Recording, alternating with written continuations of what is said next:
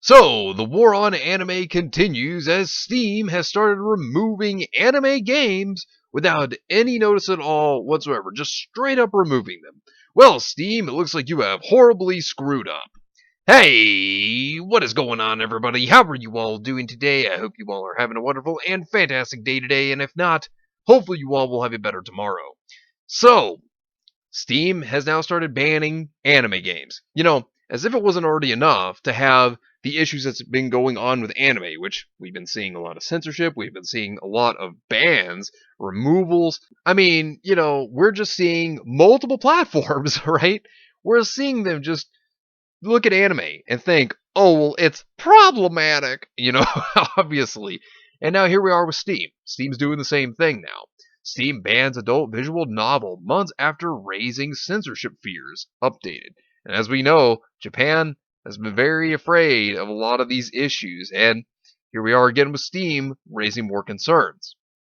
Valve's gaming platform Steam this week once again banned an adult visual novel from its platform. The circumstances around the ban are particularly troubling, as Bokoten, Why I Became an Angel, was released 7 months ago and apparently subject to an internal back and forth over its adult material.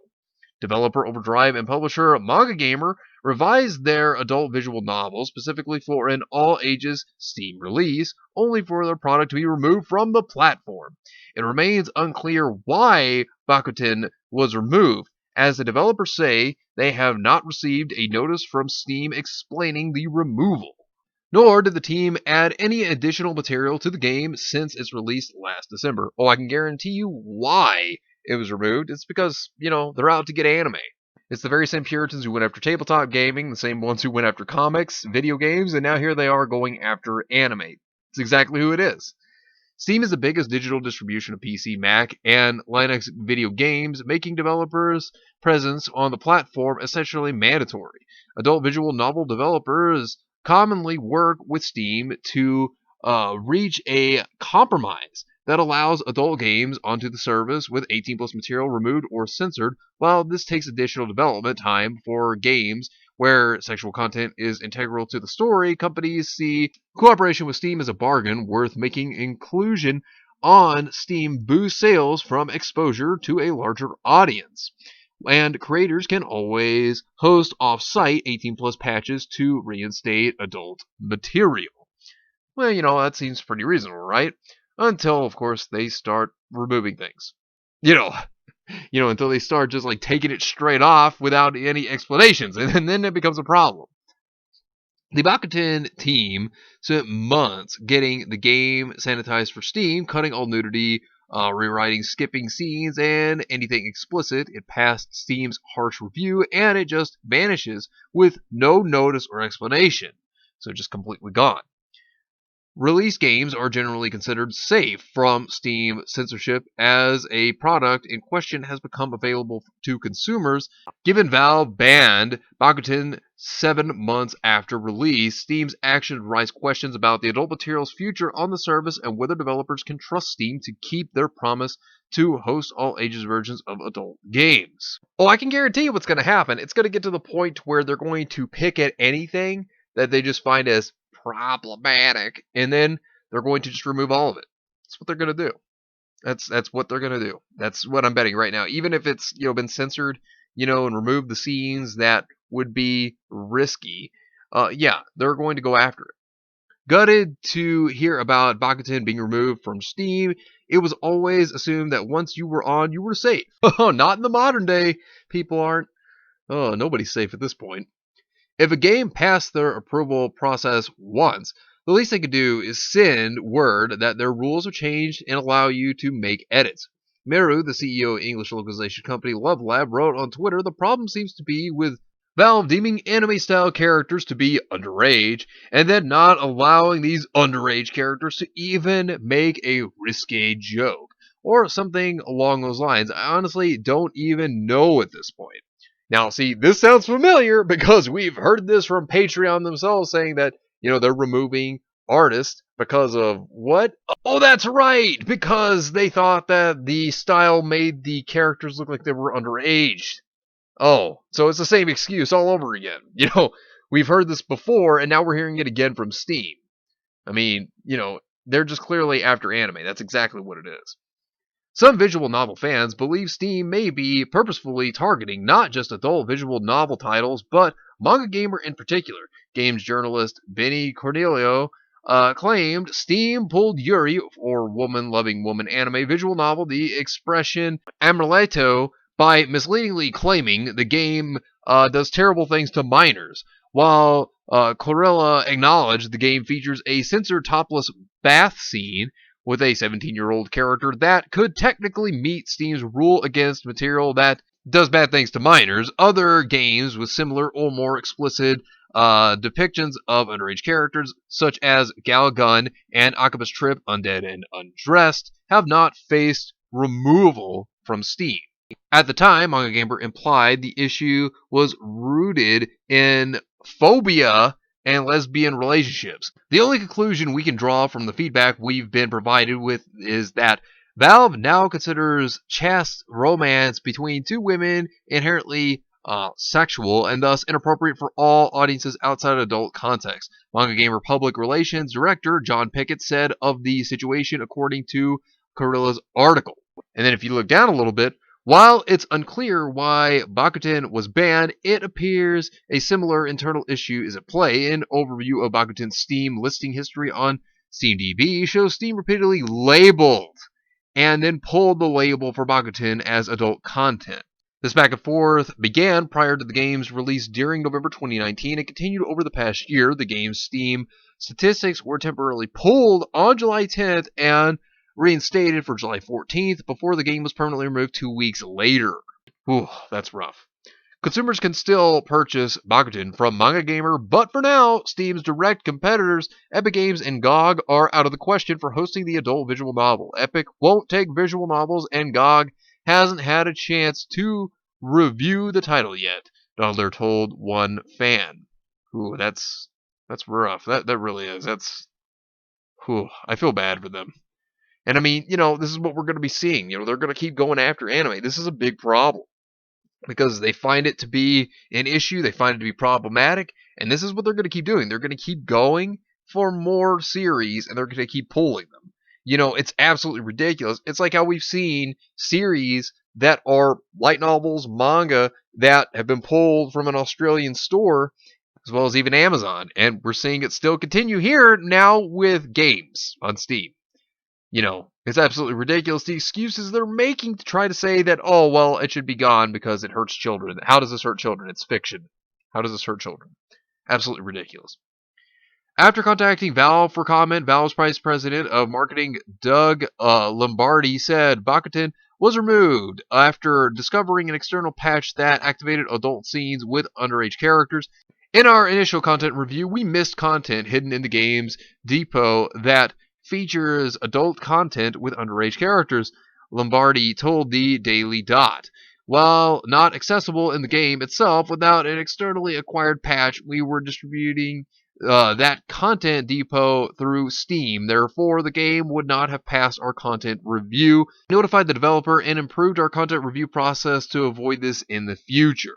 Pickett also denied that the game's 18+ patch activated scenes involving underage characters engaging in certain acts. He argued Lombardi's allegation was a serious claim, albeit not the first time Valve has made such a false claim, as demonstrated with the expression Amuleto. At present, we're hoping this issue can still be resolved amicably and we can see Bokoten restored to Steam, he told the Daily Dot. But this does give cause for all visual novel developers to worry when Steam can make such a claim and take such action after the title has been reviewed and cleared for sale. See, that's the thing. It just means that no one is safe. Even if it's been censored and altered so that anybody can play it, it still proves none of the creators are safe and that they'll remove anything that they want to. This is just like the Patreon issue to where Patreon was all like, oh yeah, well, we don't accept anime art because they look like kids. And it's like, no, that's not how this works. Plus, it's fictional characters we're talking about here. Pure insanity. We're talking about fictional characters and they're getting butthurt over fictional characters. Absolutely ridiculous. But Patreon is in a lawsuit right now because Patreon has actually gone against contracts they've made with people. And, if this goes wrong for them, which, yeah, it's looking likely, yeah, guess what? They'll go broke. Why Patreon policing offsite NSFW content?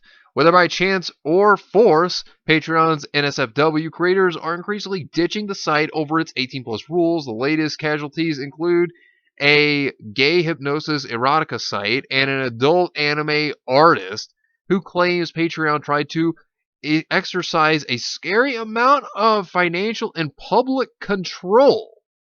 On July 15th, Gay Spiral Stories owner Martin announced that the site would no longer be available for funding as Patreon. The move came after Patreon approached Martin and told him that he violated the site's rules on no non-consensual, spicy scenarios and no minors in bad situations, he told the Daily Dot. When asked to clarify, Patreon simply told him to remove anything which would violate their regulations. The only example Martin could think of was a story that was rewritten with a 16-year-old character aged up to 18, when Patreon revealed that was not what they were seeing as problematic. Oh, God, I hate that word. And that he would still have to remove all non consensual content. Martin realized Patreon wanted him to remove all mind control based erotica material, he told the Daily Dot. I told them that if they classified fictional, fantastical stories around mind control as non consensual, the whole content of the site would violate their policies, which was simply affirmed, Martin told the Daily Dot. So I had no choice but to shut down the presentation on Patreon and remove all links to Patreon from my site.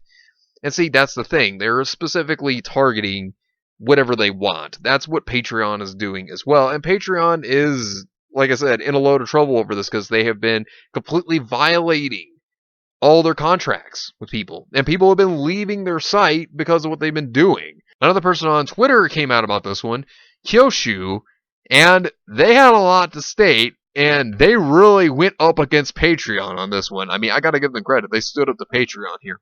So this is what they stated. So I finally had it out with Patreon, and which they have this big list here. And this is what they showed. Of course, they showed what Patreon stated right here, as you can see.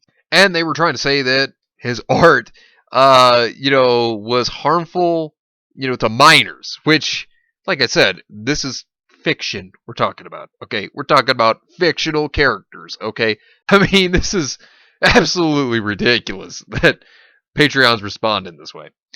So this was his response. Greetings. My work doesn't do bad things to minors, as can be seen on the Patreon page here. This is the character storyboard as I designed her and do art for her, and it explicitly states her age. You cannot and are not legally allowed to use your subjective viewpoint to declare my work what it is not. As to your assertion that you are entitled to merely because I receive $17 a month from your site, control what art I produce on the other sites, media, you are once again legally incorrect.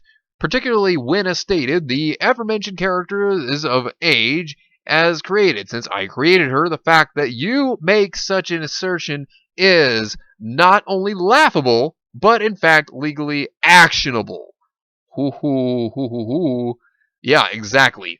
And that's already bad on Patreon's part, considering they've been deeming this, for a lot of people. I mean, there's a lot of artists here, and they have been going after, and they've been stating that their art looks underage, when the artists themselves have been proving the characters' ages, and the characters are all of legal age. So, this has put Patreon in a very bad place because, Patreon has an agenda against anime, clearly, like many other platforms do right now. So this was the response yet again. To support, greetings. Let me put this in plain English so that you may understand it. None of my works on any other site are linked to Patreon.